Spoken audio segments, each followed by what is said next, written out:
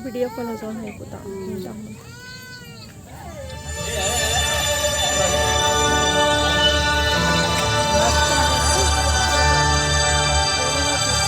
विनम्र किसान का बेटा था वो दृढ़ता का भंडार।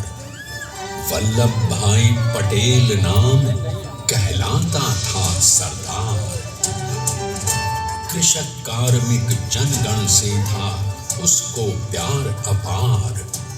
अखिल देश ने उसे रहनुमा किया था स्वीकार। गांधी बापू का शिष्य, सत्य अहिंसा का अवतार, किंतु एक भारत करने को धर लेता हथियार। लौह पुरुष संबोधन था वो लोहे की दीवार। तेज पुंज तुम, शक्तिपीठ तुम, बल का सागर अपरंपार। ऋणी देश का नम्र अमन तुम स्वीकारो सरदार।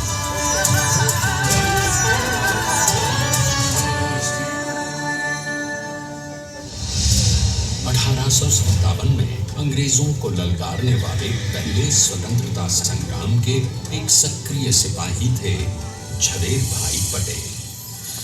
करमसद गांव के इस बहादुर देशभक्त किसान और उनकी पत्नी लाडबाई के 5 बेटों और 1 बेटी में से चौथे पुत्र थे वल्लभ भाई।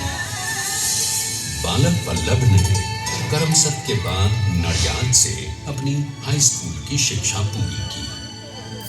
फिर 13 साल की उम्र में उनकी शादी भी हो गई छोटी सी झवेर बाई से।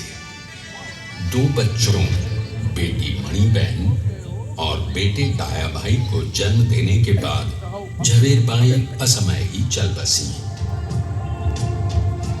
सदी बदलने और 20वीं सदी आने पर उनका जीवन भी एक चमत्कार की तरह बदला। प्लीडर का इम्तिहान पास करके वो वकालत करने लगे। पहले गोधरा, फिर आणंद और उसके बाद अहमदाबाद में।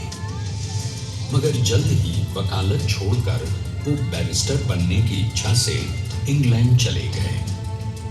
लंदन में बैरिस्ट्री में अव्वल आने और वजीफा जीतने वाले वो अनोखे भारतीय थे। अब तो अहमदाबाद की वरिष्ठ अदालत में बैरिस्टर पटेल की जिरह और जीतों की धूम मच गई।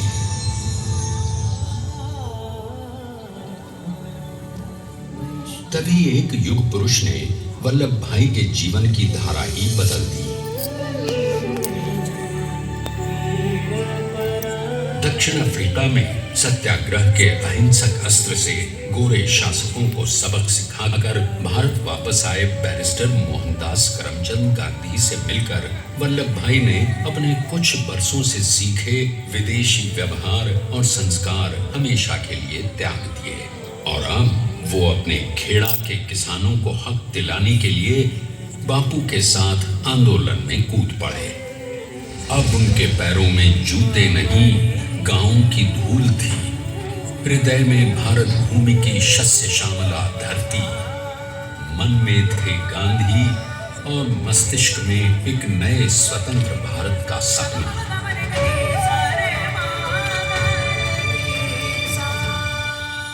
तभी बारडोली के मजबूर मजलूम किसानों की यातना का समाचार उनके पास पहुंचा। तुरंत वल्लभ भाई वहां पहुंचे और यूं शुरू हुआ भारत का सबसे बड़ा और सफल किसान आंदोलन बारडोली। वल्लभ भाई ने बारडोली के 87,000 किसानों को ऐसा अटल अडिग अचल मनोबल दिया कि अंग्रेजी सरकार हिल गई और 1 बरस के बाद उनका लगान माफ कर दिया गया। अब तो पूरे देश में लोग वल्लभ भाई के नाम की कस्में खाने लगे। स्वयं महात्मा गांधी ने कहा, अब वल्लभ भाई मेरे शिष्य या साथी नहीं, सारे देश के सरदार हैं और देश को मिल गया एक अनोखा असरदार सरदार।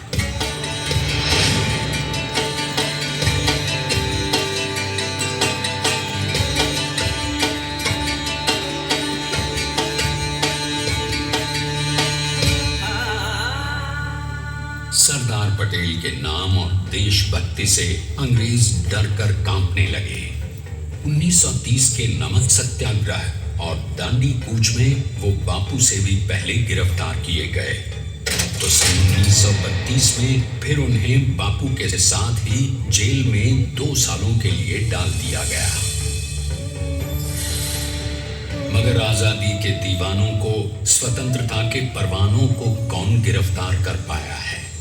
जेल से छूटते ही सरदार को कांग्रेस के नए राष्ट्राध्यक्ष पद पर चुना गया और उनकी सरपरस्ती में राष्ट्रवादी भारतीयों ने तमाम ब्रिटिश सूबों में जीत हासिल कर वहां अपनी स्थानिक सरकारें बनाई। किंतु सरदार का सपना केवल सरकार बनाना नहीं था। उनका स्वप्न तो था एक ऐसे नए भारत का जहां हर रंग, हर रूप, हर जात, मजहब, तबके का हिंदुस्तानी एक साथ मिलकर एक ऐसा नया भारत बना सके जहां पूर्ण स्वराज के साथ सारे समाज को गरीबी, अशिक्षा, छुआछूत से भी आजादी मिल जाए। इसकी पहली रणनीति थी भारत को अंग्रेजों की गुलामी से आजादी, ताकि भारत के लोगों की अपनी सरकार सबके साथ और सबके विकास के लिए काम कर सके। बापू की अगुवाई में अब देश ने अंग्रेजों को अंतिम चेतावनी दे दी, करेंगे या मरेंगे, क्विट इंडिया, अंग्रेजों भारत छोड़ो। बस फिर क्या था, संघर्ष की रणभेरी बची। 3 सालों के लिए सरदार पटेल को भी सत्याग्रही नेताओं के साथ जेल में ठूंस दिया गया। 2 सालों के बाद अंग्रेजों को बापू के सभी शिष्यों और साथियों को छोड़ना पड़ा।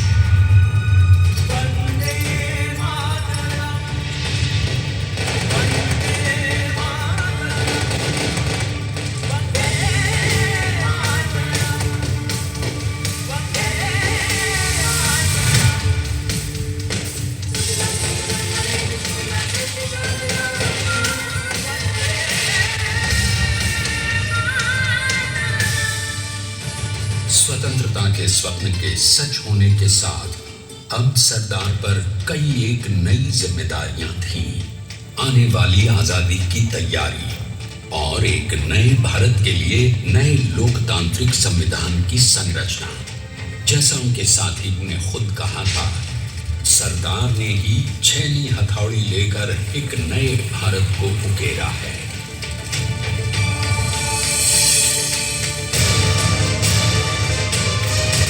स्वाधीनता तो प्राप्त हुई, लेकिन खंडित भारत में भी उठते विभाजनवादी अंधकार को अभी दूर करना था। जब देश के खंड खंड होने का भय उत्पन्न होने लगा, तो सरदार ने निर्भय होकर खुद अपनी केंद्र सरकार और साथियों को भी चुनौती दे डाली और जम्मू कश्मीर को बचाने के लिए सारे देश का आकाश वायुयानों से भर गया।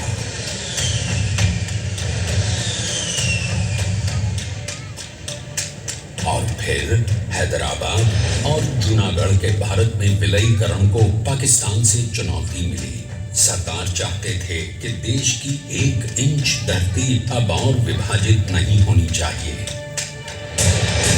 नए भारत को एक करने के लिए समझा बुझाकर मनाकर 565 रियासतों को सरदार ने अपनी सूझबूझ सदाशहिता संबल से एक नए स्वतंत्र भारत का अभिन्न अंग बना लिया। हमारे इतिहास में अखंड भारत के पुरुषार्थ का ये एक महानतम अध्याय है। जैसा उन्होंने स्वयं कहा था, हमें नए धागों को पुराने ताने बाने में ऐसे पिरोना है कि एक दूसरे में गुंथ जाए और बेहतरीन बनावट वाला एक नया भारत उभर कर सामने आ सके। अंततः अपने वज्र दृढ़ संकल्प से एक नया विराट विशाल एक भारत श्रेष्ठ भारत बनाकर दिखाई दिया सरदार ने।